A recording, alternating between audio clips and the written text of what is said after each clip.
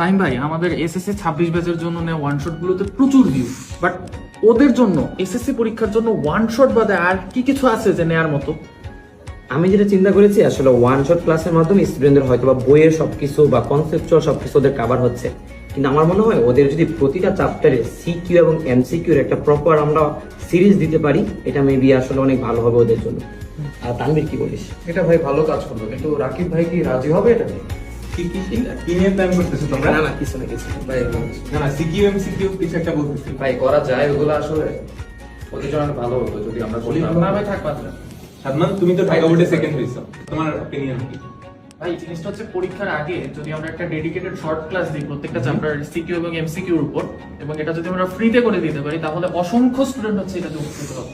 ওকে, তাহলে প্রত্যেকটা চ্যাপ্টারের দুইটা করে ক্লাস, সিকিউ এমসিকিউ, Done. ঠিক আছে? বানাই দিবে একদম।